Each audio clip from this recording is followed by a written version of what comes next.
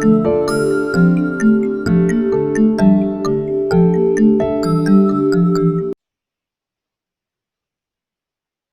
and welcome to Coffee with Keerthi.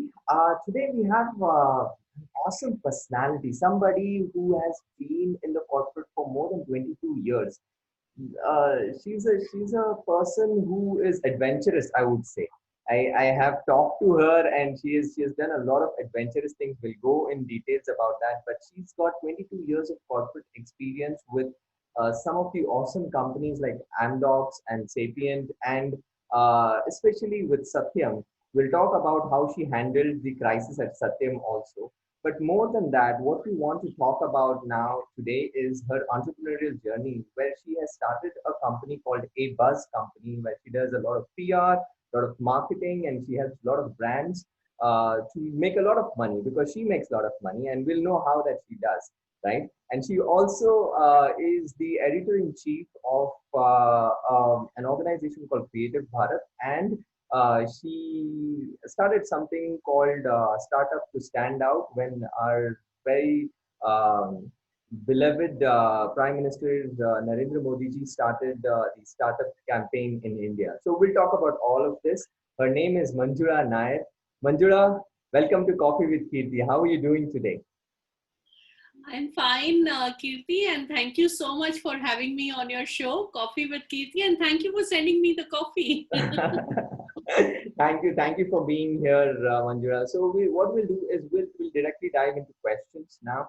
Um, so I want to know primarily your background first. We'll talk about how I want to actually know how you arrived to become an entrepreneur, because we have already discussed quite a lot of times your adventures, that I think you went backpacking and all of that.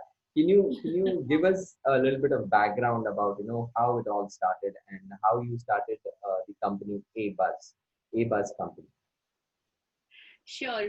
So I belong to army background. My father was in the army. My grandfather was also in the army. First, he was in British Army and then Indian Wow. Army.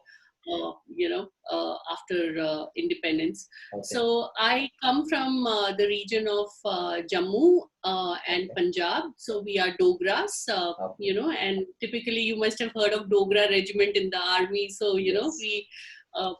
typically aspire to join the defense forces. So I grew up in Bangalore because my dad got transferred in Bangalore, and I started my schooling in Bangalore, and then he retired, premature retirement he took in Bangalore, and started his own business Okay. of wholesaling of sanitary ware. Okay. We landed up settling down permanently in Bangalore. We didn't have to move, around the country. Okay. So I studied in Army School, Bangalore. I was the pillar of the school because, in Army schools, you typically find students coming for 2 years and then getting transferred to another place. But I Correct. was there right from first standard to 12th standard. Oh, So wow. my principal used to call me the pillar of the school. Okay. Then I went and started studying pharmacy because my dad was, very inclined to. Obviously, he was a very liberated father I had, so he always wanted me to study and do something in my life, not just be a homemaker, or Okay. we didn't have that tradition in our house. Even if you're a girl, you are there out Right. in the world. One of the example is that I got a bike at a very young age, where Acha. girls could, hardly get Right. a bike or even ride a bike in those days. Right. So I started studying pharmacy because my dad at that time thought that it's a very good profession for girls. Mhm. You can open a path lab, or you can open a medical store after this. Right. It's a cash business because my dad Right. was in a business that was more around credit. So Acha. he was very impressed that, it's a cash business. Right. But, my inclination was more towards media Mhm. because, even in high school, I had done some, small bits of modeling and plays and things like that. So my inclination was more towards the media industry. Okay. So, however, I lost my dad when I was in my first year pharmacy, and Okay. I was, living with my stepmother, and things didn't work out very well. So my first backpack happened then. Acha.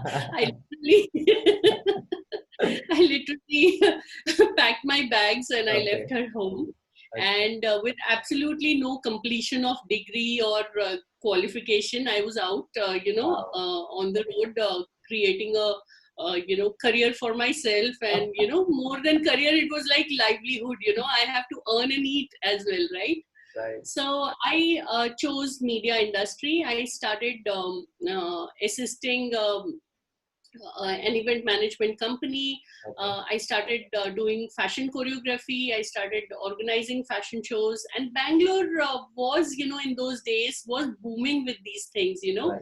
Right. The fashion industry was really gearing up. The modeling industry was gearing up in those days. Right. So, but then I chose to be behind the scenes. I liked the choreography part a lot. Being the director of a fashion show makes more. So I got to do one very large event launch of YBX bike, which was Okay. of Escorts Yamaha Acha. at that point Yamaha. in time. Right. Right. Yeah. Right. So that was a very big event. We set up, Wow. it was a college ground, and we set up a huge stage. We Wow. actually had models riding bikes on the ramp. Oh, So it was wow. like really huge. You are an That is adventurous where person. so that is where actually I got more visibility from in the media industry, and one of Right. the large MNC advertising agency CEO gave me his card, and he said, Mhm. come and meet me, I have something for you. Oh, So that is where my career got started off, with the media industry. I joined them as head of events. okay. Even at that young age, leading a position, Right. was challenging, because at one point I felt, these guys are all MBAs, and, they come from mass communication background, and I don't even have that qualification with me. How will I, fit in and lead a position of leading Right. events? Anyways, the journey went on well. I moved on to join another event management company. When you're young, and you have that opportunity in your city to join a company which does international concerts, Wow. you would love Yep. that. Yep. Right? Yep. Yep. So I remember walking into the office of DNA Network CEO, just Okay. random. I just walked in, Mhm. and I told him that I want to join your company because I'm very passionate about concerts, and I love, this singer, that singer, and Right. I want to be there where the action is. Right. And he was like, we don't hire girls, because they have a Oh. lot of strings attached. Uh-huh. Our concerts get over at 3 in the morning, and then Right. there's an added responsibility of sending the girls back home, or Right. their parents are calling us up and all that. So I said, Right. you won't have that problem with me, Wow. no strings attached, and I have my kinetic Honda. I will be all by myself.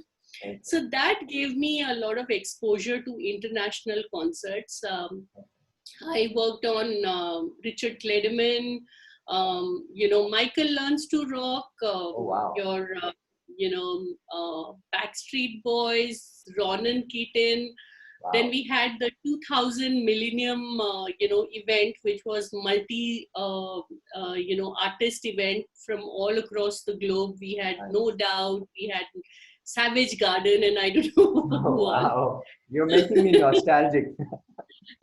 And by the way, the first time Bran Adams also came to Oh, India wow. was through that company. So I got a Wow. privilege to even be part of that team. Wow. So then I was kind of done. Okay, fine. You've been where the artists are, the action is there. It's very glamorous. It looks nice. Yes, but there's a lot of hard work. You're literally doing nuts and bolt, fitting of the stage and everything. But I think my inclination was more towards customer facing role. Mhm. I wanted to be where strategy are being built. Right. So that's where I decided to move from DNA Networks to Ogilvy and Mather. That opportunity also came to me. It came knocking my doors, and I remember that I went to Venkat Vardhan, who was the CEO of DNA Networks, and I told him that this opportunity with the MNC, advertising agency Ogilvy and Mather has come. So what do I do? And he was like, go ahead, just join them, and if you don't like it, come back. We are here for you. Wow. So I really liked working for Ogilvy and Mather. I think it's the best agency to start your career. I mean, that's a message I would give to mass communication people, that Ogilvy, the culture of Ogilvy was, it's so deep that I still have that culture of Ogilvy even when I'm running my entrepreneur company today. It's really good. The David Ogilvy course of 360-degree of marketing is awesome. Wow. It even applies today, even in the digital marketing world, it applies today. So DNA was a great journey. And then Ogilvy and Mather became a great journey. Obviously, more strategy, creating a lot of different campaigns for brands. And that was the first time I came to Pune. I was handling TVS Scooty as my client. Wow. So I remember we sponsored the college festival of Symbiosis. That time it was called Transient, I think, or I don't remember the name, but I remember there was a go-karting venue at Mundwa somewhere where the event had happened. That was the first time I came, and then the students and all took me out for partying in a place called Crystal Ball on MG Road. I don't know. I'm not sure of all of those places, but they seem to be very interesting. Yeah. Awesome. So that was it. So from O&M, I realized that now I need to be more specific to an industry. And because Bangalore was anyways booming with IT industry, I decided to choose the IT industry, but marketing function for IT. And then I moved into HP, and working in HP was my first, IT client, IT company that I worked for, gave me a lot of exposure. I had great managers, they delegated me with a lot of opportunities. I had a great peer team. They were all IIMs, so I got to learn a lot from them. And from there, the career path of leading marketing function got started off. I started after HP. I went to Sapient as head of India marketing, and thereafter it was all leadership roles. Wow! Yeah. Wow!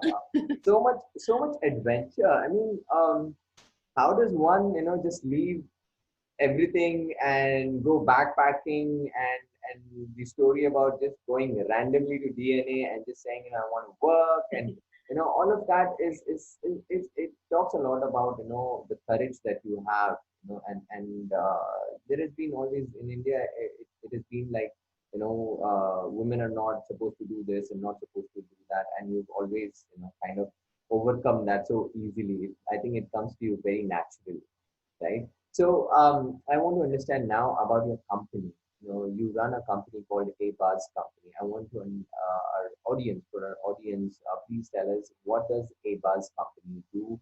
How do you guys help brands and startups and all of them on the ground?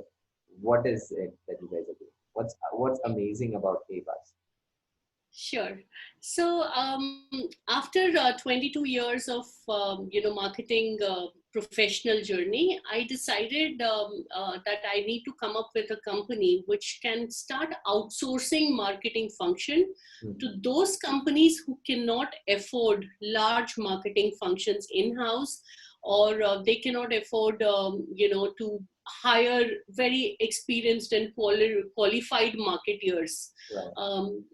So there was a gap that which was happening in the industry at that point of time, because digital marketing had just started off, and people with technical skills would do digital marketing but would not have the experience of digital strategy. They're great with the tools, they're great with the technology, but they are not great with the thinking process a marketer should have. So I decided that I'm going to blend both together, and we are going to have a buzz company which is more like your outsourced chief marketing officer's organization. Wow. It works very well in the startups and SME space. Because we are, one team is not just doing one client's work, they are doing multiple clients' work. So it's more shared, services that we are providing. So, the cost becomes very effective over here. It's very cost conscious model. We are ensuring that we are able to deliver within your marketing budget. Also, marketing has also become an ocean of responsibilities. If you look at marketing doesn't have one function, within marketing. It has multiple functions. You have content writers, you have web developers, you have social media marketing, experts, you have the SEO experts. So they're all different functions. And then you have public relations, you have advertisers, and, it's a huge ocean actually of skills. So what we do is many companies find it very challenging to hire each and every skill within marketing. So we are able to provide all that in one under one roof, but in an outsourced model. I started off, I felt that the industry may not, adapt to me because I come from a very large organization experience. But surprisingly, it wasn't that way. I saw, I became members of a lot of organizations like TAI, NASCOM, startups, and, all these startup communities which are there. And I saw that, startups and SMEs do see value in people like us. So it became easy. 2015 I started, and we keep hearing stories of companies, digital marketing companies shutting down, or I think our model, because we're not just digital marketing, we are a 360 degree of marketing, but in an outsourced model, it makes us going, because if digital marketing is slowing down, we have public relations which is going up. So the whole model really works for us. We have clients from all kinds of retainer figures, I don't say no to anyone who comes to us. So that's a hidden line. Tell us, don't hide from, things, like hide things from us. So tell us about the brands that you're helping, the brands that you're working with, right? I know you work with a lot of companies. You have a very, deep connections in Israel and all of that. I know that. Right. So tell us about it. You work with a lot of overseas international companies, and I think what you're doing is awesome, because you bring all of that experience to Indian startup companies as well. So and tell us, how differently you guys package things and give it to startups and SMEs at a very, very affordable price. So when I started off with my organization, the first thing I did was I went on my LinkedIn and I just announced that, I'm moving away from my professional life and I'm going to start, my own entrepreneur journey. Some of the clients initially who came to me were actually my ex-colleagues from my ex-companies who had started off their own small ventures or bigger ventures, or they joined new organization. So for me, getting business in the initial stage was easy through these people, because they had worked with me, so they knew how I work, right? So when it came to marketing, they were like, okay, just take it and just roll it out for us. So because I worked in multiple organizations, I got to travel across the globe, US a lot, many times, UK, APAC region, as well as Israel, because my last company, I was leading marketing and communication for them in India, which is Amdocs. So a lot of visits to Israel also has happened. A lot of people from the innovation cell of Israel, Amdocs, started their own organization, or a lot of leaders have, so they're all in touch with me, and I'm providing services to them. So that's how actually it was easy for me, without even having a sales force sitting in different regions getting work. I think one thing which I learned in my life was that if I do not have the qualification backing to this particular field that I want to grow in, the biggest thing which will help me is relationship building. Correct. So I always have stayed in touch with people. Right. You know, even before social medias came, I was still someone who used to write to them and be in touch with them. Right. Today, I'm in touch with each and every one. I mean, you talk about my first boss, my first manager, you talk about the company owner who hired me first. I mean, everybody, we talk, we are in touch, we are, you know, encouraging each other, we are talking about where we are today, and we are helping each other out.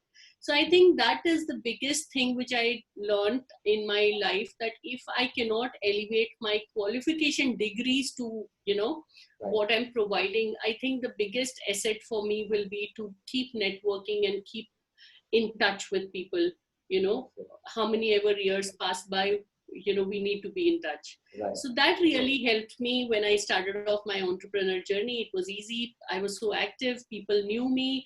They had not forgotten who I was and, you know, Right. what I was doing currently in my life, and things became easier for me.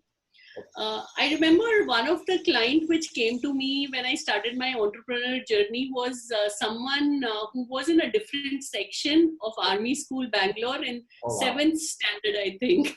Oh, wow. Wow. So he came along and he said, you know, I have a company and, you know, I'm going to refer my company to you. And Nice. he provided me a lot of leads also. Although we were not immediate classmates, but, you know, Right. that is the thing.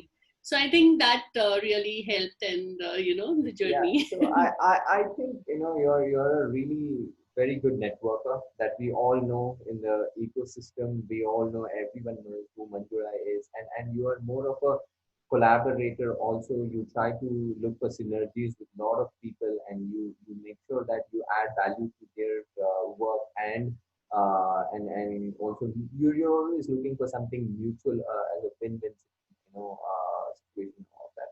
So I want to know about what has you know, a bus company done until now, the milestones that you guys have achieved, so that, you know, it always serves as a credible place to look for that, you know, this company has really served so many different companies, and this is the revenue that you have actually increased of other companies and all of that. So what are those milestones?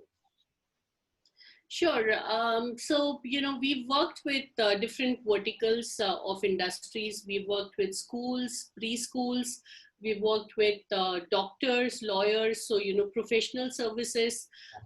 Then we've worked with a whole lot of IT companies and, you know, financial advisory companies, you know, app development, app companies, not just development companies, but companies who have their own apps and they're selling through apps.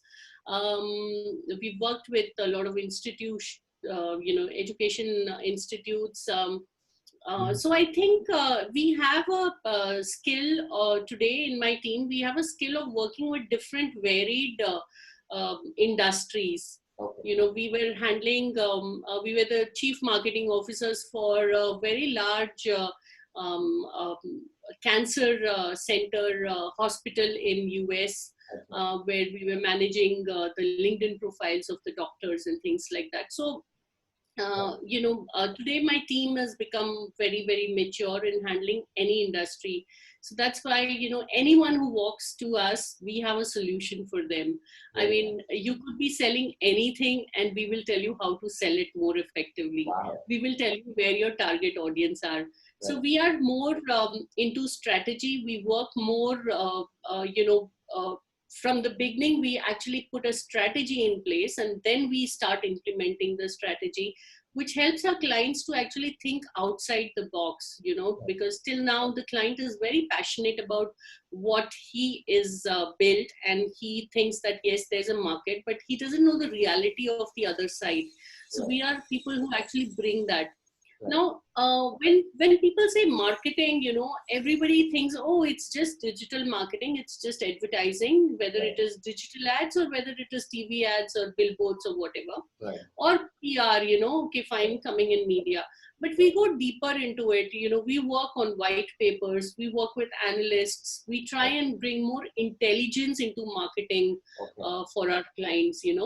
We tell them that, drive your content in such a way that it is an intelligent content that people want to read, than just being someone saying, oh, I'm the best, just come and use me or hire me, Right. So our approach is very different. Our approach is, you need to become the need for people to come and, Absolutely. utilize. So that's the way. Awesome. You have another organization called Creative Bharat. Tell us about that. Yeah. What do you guys do at Creative Bharat? It's more of a media centric. A lot of publication stuff is happening there, right? So tell us about Creative Bharat.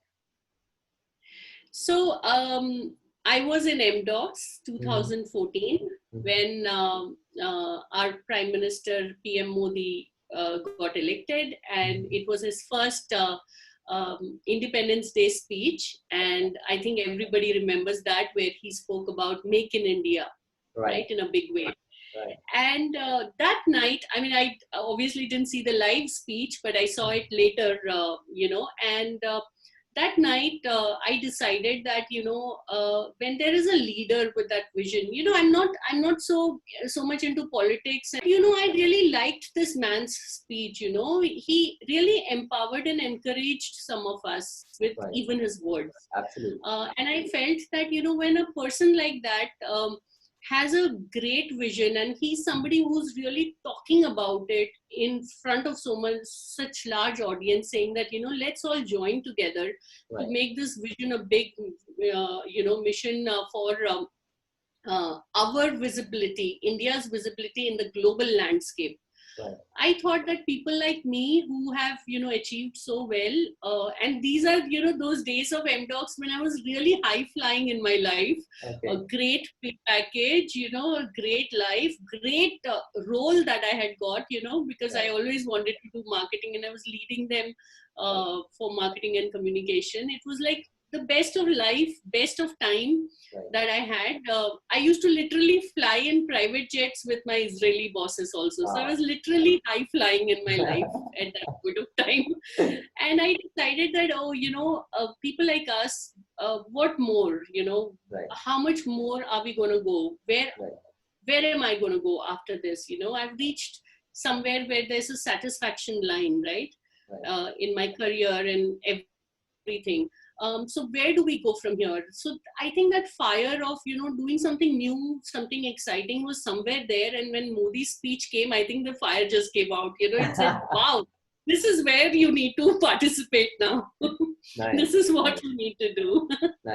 So 2014, I bought the domain called Creative Bharat. Today Bharat, nothing is available, but at that point of time, I was lucky because it was a new word. It was an existing word, but I think Modi gave it a rebranding, and everybody started saying, oh yeah, let's not call ourselves India, but let's call ourselves Bharat. So, Creative Bharat domain was bought, and then I took almost a year, trying to plan what I want to do with it. And then I came up with a thing that, I'm going to come up with a publication for startups, because media is there for bigger brands because they can pay and they can get themselves covered. But the smaller startups still struggle in getting the media space for themselves. Few of them do it when they have really very niche products, but there are a whole lot of startups who are still doing the same thing what everyone is doing. I'm also today doing the same thing everyone is doing. I'm also a marketing company, which everyone is, right? So how do I get media space? So similarly like that, there were a lot of startups who are doing the same thing which many other companies are doing, but they are still getting business and they're still there. So I started this Creative Bharat as a publication for startups. And till today, till 2020, till today, we run it for free. So we have startup stories coming for free. And we interview them. I'm part of a lot of industry events. I go there, I tell them, instead of giving me that booth space, Right.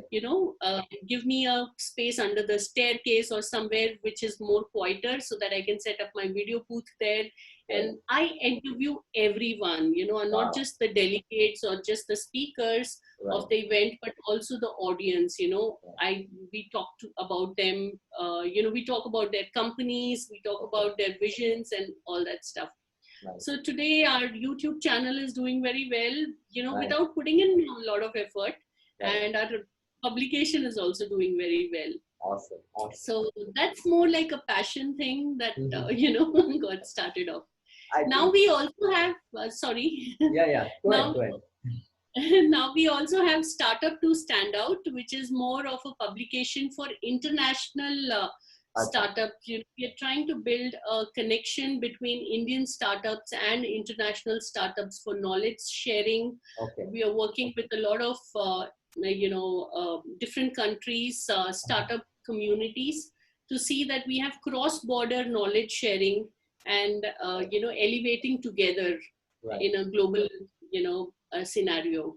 Wow. So that's called a Startup to Stand Out.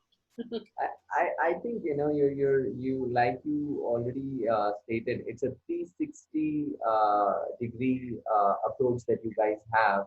On one end you are helping with marketing and PR and all of that. On the other side, you are bringing in the stories to newer audience, to a lot of people. So I think there's a lot of value add that your company is doing, that you as an individual are doing with 2 or 3 companies that you're running. Tell me about the big vision, Manjula. What is that, you see yourself or even your company, a buzz company, happening in the next 5 to 10 years? Where are you guys going, and how are you going to impact the larger mass in terms of helping startups and SMEs? So, the big vision for me is that when I do one big client who is paying me well, I should have at least 3 to 4 pro bono clients that I'm working for who cannot afford to pay me. Nice. But because this large client is paying me well, so I'm okay to service few of them. My vision is that, one day I have a cell which is there for providing free service to startups to elevate themselves. Okay. To a lot of extent, every year I have kept an agenda for myself that I need to do free service for the startups. This is the only free service I can provide. This is the charity I can provide. Right. So. I want to basically, till today, from 2015 onwards till today, every year we do have clients that have been impacted positively, providing them services which are free of cost. And we've seen that they have also moved to a level now that they start paying us small retainers, Wow. So, whatever it is, whatever they are comfortable to pay. And just because they don't want to let go of us, they are now, so that means there is growth happening. Secondly, all the companies, large or small companies that we work for, we want to see them grow, because if marketing is all about growth, marketing is all about enabling sales for you. Your sales guy alone will not be able to do any sales until and unless he has the right collateral for go to market, and that collateral will come from marketing. And the collateral has to be different, intelligent, and exciting for their clients to see that they are different in the market who are providing the service. So for me, I think growth of my clients year on year is very important. If they grow, we also grow with them. Absolutely. So it's very important that I see, and that makes me feel very proud. Even now when we have clients, like 2 years back, they never had any media presence at all. If you would Google their name, only their website would show up, and no publication attached to them would show up. And today when you Google them and you see that a lot of publications are talking about them, gives us a very big boost. It gives us a boost that this is growth for us. Awesome. So COVID-19 is happening, lockdown, we are here in May now, and hopefully the lockdown will be lifted, and hopefully everyone will be safe and all of that. How are you guys, managing? How are you guys coping this situation? You are a digital company, digital marketing company, publication company. How is the work going? Have you guys, is the productivity gone up?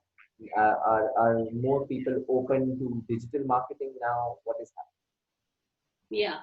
So when the lockdown started, actually, some part of my team had anyways gone to their hometown because it was Holi, so they were on happening? their holiday. So we decided to tell them not to come back. We said that, log in, start working from your hometown. You don't really need to travel back. Some of them are from J&K, one Oh, person is wow. from J&K. So for him to come back to Pune was a long drive, a long, logistics of transportation. Absolutely. So we,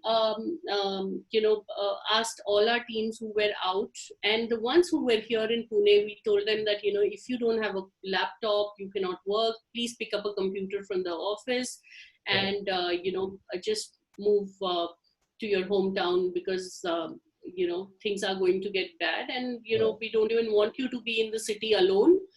Because if there are no resources available, no food available for you, who's going to do it, right? So we sent them all home little ahead of the lockdown also got enforced.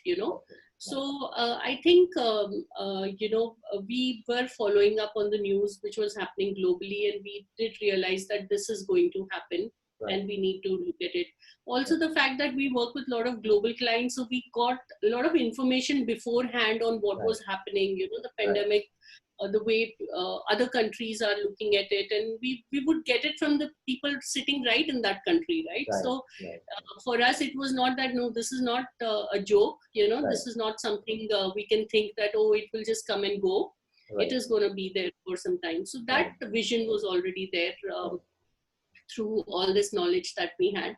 So we sent them back. Then we had, where a lot of clients came back to us saying that, they, some of the businesses were like that. For example, hospitals, doctors, where, they are wanted to be working for the community. They cannot pay retainers, now. So we had those situations. So we decided that, all the community workers who, are in our database of our clientele list, we will ensure that we continue providing them services, even if they cannot pay the retainer today. So we went ahead and we did that. The second thing was there were a lot of companies who were into different things like robotic, AI and robotic, and they got into making ventilators. Some of our clients, who got involved in making ventilators. So we said, okay, fine, we are going to give them PR. We are going to give them publicity. So the good thing is, which I always say, is that my backbone is my team. I mean, right from 2015, the first employee till today, the employees who are working with me, I'm very, very thankful for having that team. I'm very, very thankful for having met these people in my life.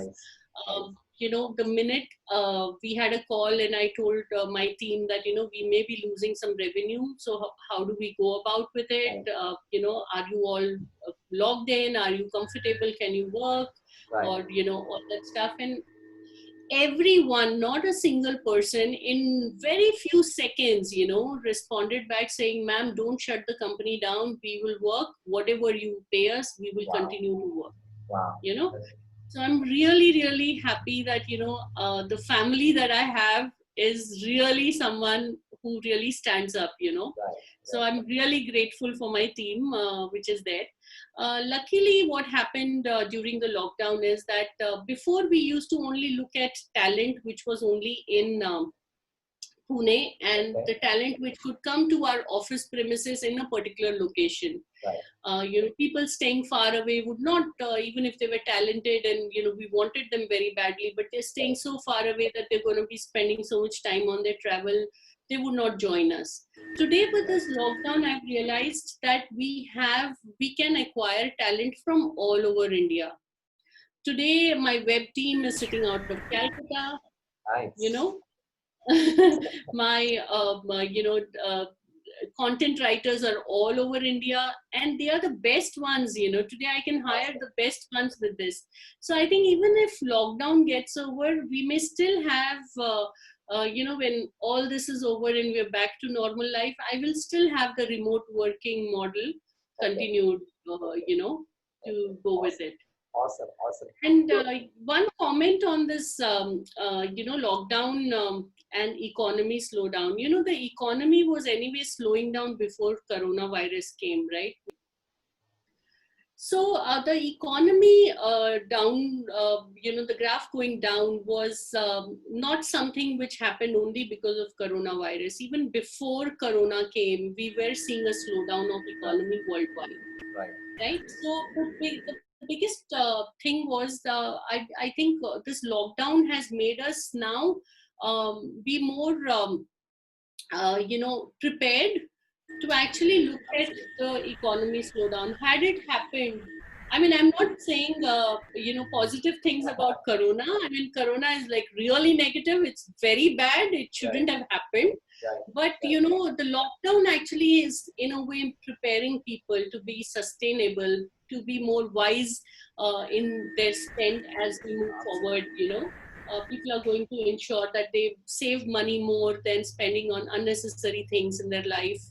We've now look at it. I mean, today we are managing our own kitchen, and we've realized that kitchen is the place where you save a lot of money in your house. Absolutely.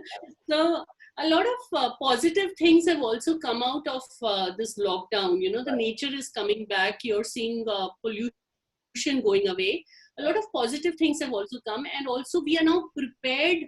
In some way, we are okay to be prepared to look at the economy slow down, and we know what we want to do for the next 1.5 years. I remember in January, I had reached out to a friend of mine who does numerology, and I just, वो मजा आता है, right? New Year पे अपना fortune find out करने में. So I asked him that, how do you see my year of 2020? And he just told me only one word, Manjula. 2020 is a year for meditation. Okay. And actually, if you look at it, the beginning of lockdown was little harassive. We were like, oh, hum log band ho gaye. But as it became reality, we are all, seeing ourselves slowing down in our life. We are all seeing ourselves calming down in our life, and we're accepting the change, what has happened, right? And we are meditating in a certain way. Absolutely. I think the rat race is kind of, has kind of slowed down because of the COVID-19. That's the positive side. Of course, what has happened, pandemic is not good. A lot of lives have been lost and all of that.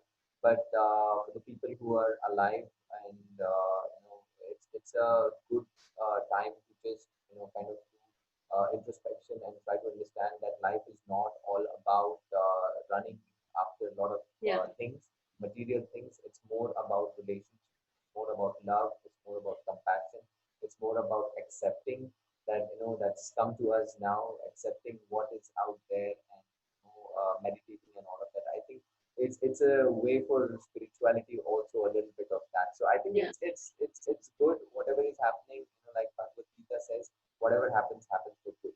So I think that's what it is. But but in this interview that we've been doing for a few minutes now, what I've understood, Manjula, is you're a leader who kind of really inspires a lot of people in your team. That's why your team is actually ready to work, even during these pandemic times, even if they have to work for free, right?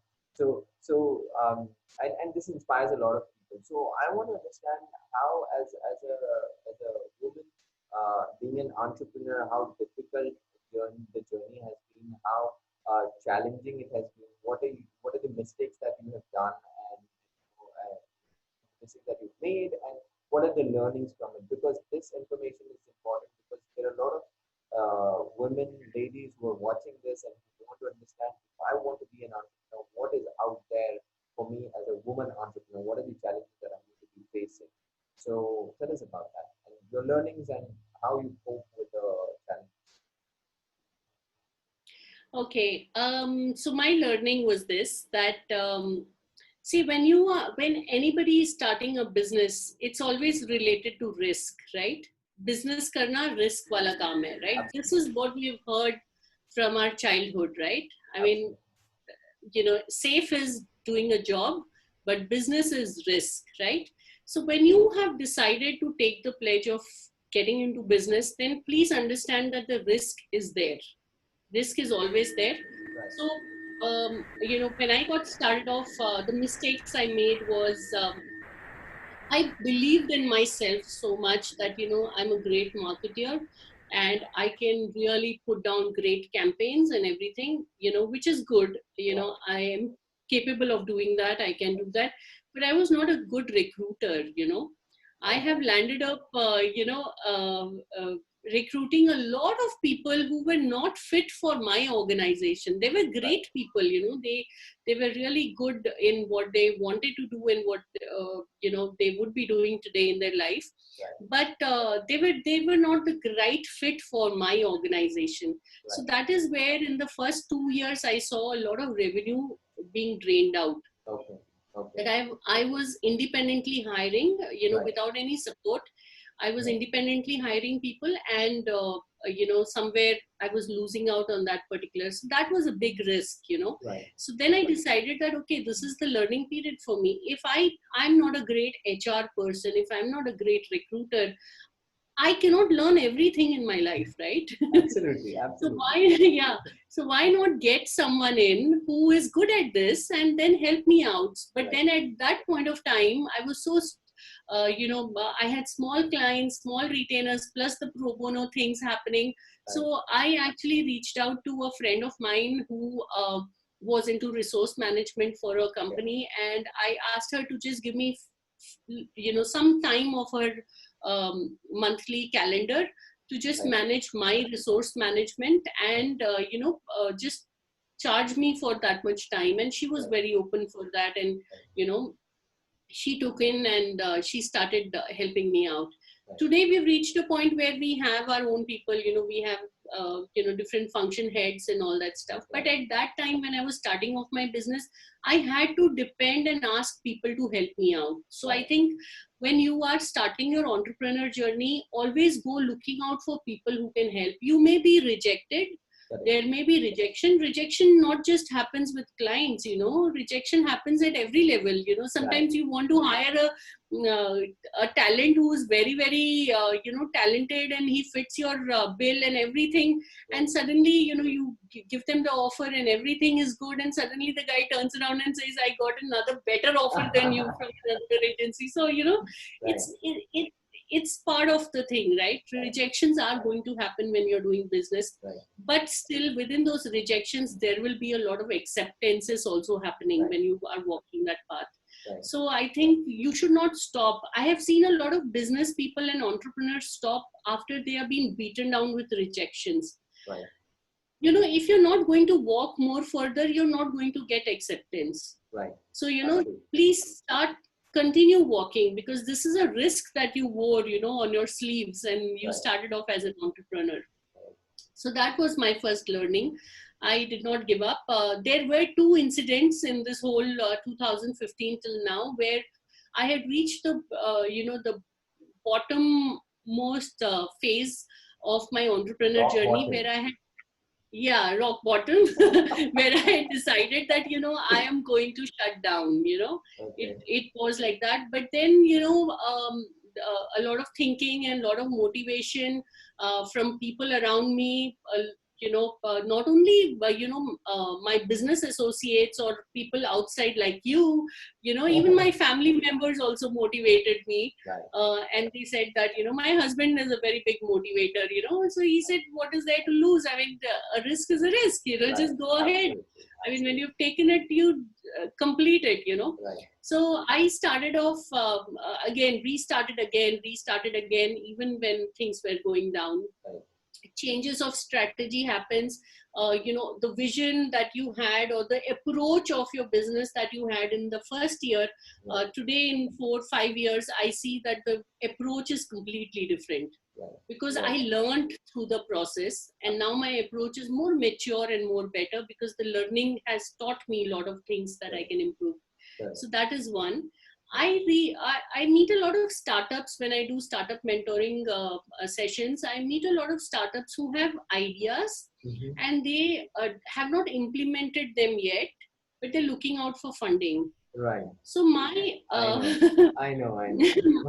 my biggest message to that community is that, guys, start walking the path. You may not even want a funder. You'll be surprised that you yourself can run your business traditionally the way our grandfathers and fathers have been in the business. Right. I remember my father hardly went to a bank to get loan, for his business, whereas banks chased him to have his account because he was, making so much money. Right. My grandfather used to fund banks in Lahore, Wow. before Wow. partition. Wow. I mean, they, today things have all changed. I mean, we are Absolutely. depending on banks. Those were the times when banks were depending on businessmen, Right. Right. Today, businessmen are depending on banks. Right. Come on, let's go back to the traditional way of doing business, Right. Let's sustain ourselves. You don't need funders if your idea is great and there's a marketplace for it, Right. Right. Just do traditional business and you can grow yourself. Right. So that Absolutely. So I think what you clearly your message is very clear that organically growing the business is important rather than trying to accelerate. Everybody wants to accelerate on the first day, which is not the right thing to do. First, you need to learn the trade properly. You need to understand the tricks of the trade, and then once you kind of settle down, once you get a hang of the business, then you can definitely kind of look for expansion. But people, even before they start looking for expansion, right? I think that's something. So I have last two questions for you, Manjula. One question is about your very briefly, I want to know, because we're running out of time, I want to know your Satyam stint, right? Very briefly, tell me this within like 1 minute, that how you handled the crisis. And after this, I have one last question. Okay. So Satyam, I had joined Satyam about 2 months before the crisis actually happened. So Satyam family was a new family for me. Okay. When the crisis happened, I think, before we people woke up in the morning, the newspapers had it in them, So, I mean, it was like that. And even being GM corporate communication for Satyam BPO, it wasn't like we were really part of the whole decision making and all. Right. It was a very leadership decision making which had happened. But at that point of time, BPO was doing very well. Satyam overall company was doing very well. That's why Tech Mahindra saw value in them. Right. Our agenda completely changed from go-to-market strategy to retention of our clients and retention of our employees. We used to have a lot of these vehicles on the road of Hyderabad with Satyam branding and all that stuff. Okay. And the employees used to face a lot of problem on the traffic signals and all, where people would, just, misbehave with them and all that, which was creating a demotivation for the employees of Satyam to come. Arey, hum sab kaam kar rahe hain yaar, wahan pe, we are not the people behind the main decisions and things like that. Right. So that demotivation of employees was something which was my agenda, that we have to keep our employees motivated. If employees are motivated, projects will continue to happen. Clients will continue to see our effort, and in spite of the negative branding that is there worldwide about us, our clients will still trust us for what we are delivering today in the times of crisis for them. So that was all the agenda of crisis management, that we ensured business was as usual. We ensured that the clients' deliveries were happening on time. We ensured that the employees were motivated. We ensured that we were also motivated in some way. Awesome. Because not getting, at least the leadership level of teams were not drawing a salary at that point of time. So we had to continue to motivate ourselves also that, we are here for So the whole objective was that if we die, as a company, we will not get anybody to buy us out. But if we remain sick, we are already sick. And if we remain sick and we are just treating ourselves and our health is improving, that means we're not losing any clients, we're not losing employees. There is good motivation, good spirit inside the company. Then we will probably have someone who will buy us out. So the story was that Tech Mahindra saw value that even in the times of crisis, the company still has great projects, great clients, great employer base. So they had to invest in us. So that was a journey. You have sailed through. You've sailed through a lot of tides in your life, right? You've sailed through so many storms, I would say. Now, one last question to you, Manjula, is that you help a lot of different startups, being part of different startups in terms of mentoring them and moving them to the next level, taking them to the next level. So tell us about how startups can reach out to you, how they can get help from you in terms of being a friend. Because I think more than anything, you're a really good friend to people. I've experienced that myself. You are an open-hearted person. You just express things out there. So how can startups reach out to you? How do you personally also mentor and help startups? So the first thing startups can do is write to me on my email. It's available on my publication, my LinkedIn. I'm accessible everywhere socially. So please reach out to me, talk about your startup. If you have a press release, contribute that. I will feature it in my publication. Today, it's not just one publication, but we are coming up with series of publications. So, you're going to have industry-specific publications. So, reach out to me anywhere. I am someone who addresses each and every person who comes to me, so there is not somebody who can say that, Manjula did not address my WhatsApp message or anything. I'm someone who definitely maybe, I may not have seen my phone for like 2-3 hours, but then you will get a message reply back from me. I have not rejected a lot of people in my life. Even if small clients have come to me, I have some way or the other, given them some kind of help or assistance or services or whatever. But I never close my doors on anyone. So please reach me anywhere on social media. I'm Manjula Nairr with a double R. So it's easy to catch me. Okay.